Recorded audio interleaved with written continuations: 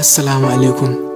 Za ku saurari shirin na fara ƙauna wanda ni na fi Nafsat na shirya kuma zan gabatar.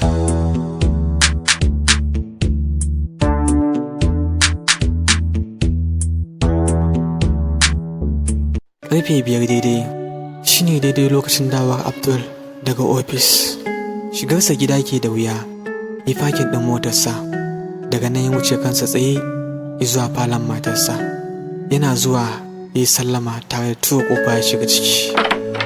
Shigarsa ke da wuya, ya tare da ɗansa Sayyid mai kimanin shekara 7 shi kaɗai a zaune a falo, da littafi a gabansa yana ta dube.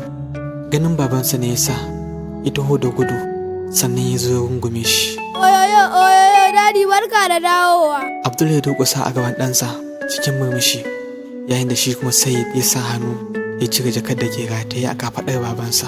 Sayyid ɗan gatan baba, ina mominka ta tafi ne na ganka kai kaɗai a cikin ɗakin? Dadi tana ciki don hankulinmu ya ce wai kowa ya bada labarin babansu. Shi ne ita ba ta bani ba, wasu ka in ka da za ka bani.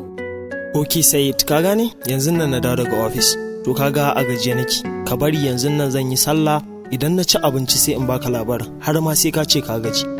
Nan da nan farin ciki ya lullaba fuskar Sayyid, saboda babansa Abdul ya ce zai bashi labarinsa. Daga nan Abdul ya kaɗa kai ya shiga ɗaki. Yana zuwa ne tare da matarsa ta gama haɗa masa kayan abinci tsaf, kawai shi take jira. Daga nan ya shiga toilet, bayan ya fito ne ya zo na ya ci abinci. Daga nan ya tura matarsa Zulaiha domin ta kira Sayyid ya zo ya alula su tafi masallaci su je su gabatar da sallar magariba. Bayan sun dawo ne suka zauna. Daga nan Abdul ya fara ba wa ɗansa labari kamar yadda ya masa alƙawari. Sunana Abdul Jalal Musa, amma an fi kirana da Abdul Jalal Talba. Mahaifina Alhaji Musa ya kasance da mata guda ɗaya, wato Hajiya Saratu, da kuma 'ya'ya guda 3. Babban yayanmu sunansa Nasir, sai kuma ni mabiyinsa Abdul Jalal, da kuma 'yar autarmu wato ƙanwarmu Humaira. Mahaifinmu Alhaji Musa cikakken ɗan boko ne, wannan ya sa ba shi da wani buri da tunani na duniya illa ya ga mun taso cikin ilimi da kyakkyawar tarbiyya. Shi ne mutum na farko da yake amfani da dukiyarsa domin ya ga ya tura 'ya'yan talakawa zuwa ƙasashen waje karatu. A cikinsu kuwa har da babban yayanmu wato Ibrahim, wanda aka tura shi zuwa ƙasar Indiya domin karatu a fannin likitanci. Ni kuma bawa abin da tsana kamar ashe gashi zan yi nisa da gida, ma'ana zan bar mama da baba sannan da ƙanwata. Wannan yasa aka bar ni karatu a ƙasa Najeriya, bisa ga yarjejeniyar cewa zan tsaya ne karatu na mai da hankali. Bana zuwa ko'ina, bana yawo, daga makaranta sai gida, daga gida sai masallaci. Sannan abokina guda ɗaya ne ƙwallon ƙwal, wato Sadiq, wanda tun farko tare da shi muka taso. Ƙanwata Humaira tana karatu a makarantar sakandare yayin da take zangon ƙarshe na kammalawa. Wata ranar Juma'a muna zaune a falo, ni da mamana, sai ga Humaira ta dawo daga makaranta ɗauke da takarda a hannunta. Tana zuwa ta miƙa wa mamanmu ta karɓa ta fara karantawa. Takardar ɗauke take da gayyata daga makarantar su Humaira, wato ana gayyatar iyayen yara domin su halarci wani taro na musamman da hukumar makarantar ta shirya domin yin ɗalibanta. Bayan mamu ta ga makarantawa ne, daga nan ta ɗago kanta sannan ta dube ni. Kamal, kai ne za ka halarci wannan taro saboda kaga babanku baya nan, yana Abuja, sannan ni ma kuma kaga gobe ina da mitin na gaggawa. Gaskiya abin da za a yi sai dai kai ka shirya ka kai ta, ka wakilce mu gaba ɗaya ko ba haka ba. Ok mommy, amma gaskiya Aisha tana da matsala ne. Idan muka tafi ta ringa haɗa ni da student ƙawayenta kenan muna gaisa, ni kuma hakan baya min daɗi. Sai dai in zaki mata faɗa akan ka ta saki. Baya yana don Allah, in dai wannan ne ba zan ƙara ba, ka haƙura please. Kwaji da shi dai tsakaninku ne, ni dai babu ruwana. Hajiya ta tashi ta shiga ɗaki, yayin da ni ma in tashi domin na je in shirya in tafi makaranta. Washe gari ranar Asabar tun karfe 9 na safe, Humaira ta gama shiryawa, kawai ne take jira. Na tashi na je na wanka, sannan zo na breakfast. Daga nan na je wajen Hajiya an karɓi kullum mota. Ina zuwa muka shiga motar muka hau hanya domin zuwa makarantar su Humaira.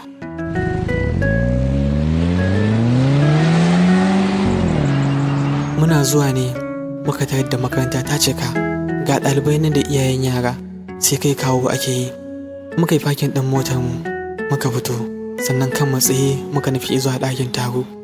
Muna zuwa ne muka tare ɗakin taro har ya cika makil, da alamu ma mun so mu makara. A daidai lokacin ne shugaban makaranta ya fara bayani. Muna godiya ga Allah subhanahu wata'ala da ya tara mu a daidai wannan rana ta farin ciki, da rana irin ta Asabar da zamu yaye ɗalibanmu.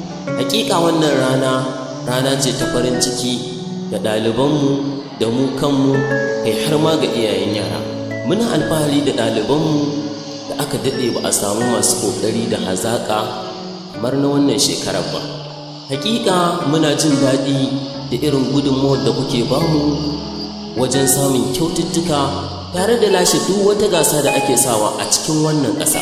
Saboda haka ba abin da za mu ce sai dai mu yi wa Allah godiya 100%. Wani ƙamshin turare ne ya doki hancina, sai da linshe ido na tsabar daɗi. Na ɗago kaina domin in duba daga ina wannan ƙamshi yake fitowa. Wata budurwa na gani ta gifta ta gabana, tana tafiya cikin rangwada cikin salo mai ƙayatarwa. Daga nan ta wuce ta zauna akan wata kujera, yayin da idanuwa na suka kai duba izuwa kyakkyawar fuskarta. Kyakkyawa ce, irin kyan da baki ba zai iya misalta shi ba, sai dai idanuwa su gani sannan su shaida. A nan take na ji zuciyata ta fara min ƙaiƙayi, wanda hakan yana nuni da cewa tabbas baƙon al'amari na shirin faruwa da ni. Na fara kauna, na fara so. Wannan makaranta ta samo asali, ta kafa tarihi a Afirka da ma duniya gaba ɗaya. A wannan rana muna so za mu miƙa kyaututtuka ga yara da kuma iyayen yara wanda suka taimaka mana har muka kai zuwa wannan matsayi. Mun gode da irin gudunmawa da kuke bamu da taimako domin ganin wannan makaranta ta ci gaba, ta zama zakaran gwajin dafi a Afirka da ma duniya gaba ɗaya. Ji ne tunaninta ina nema ya soya min akalar rayuwata. Daga nan na fara shawarar neman hanyar da zan bi domin na gana mata magana. Ni tunani amma na rasa. Kan ya samo asali ne a matsaya na sabon shiga. Ina cikin wannan nazari ne sai wata dabara ta faɗo min. Na ɗauki roban lemon da ke gabana, na ɗan buɗe mafinsa a hankali ta yadda ana dungurarsa lemon zai zube.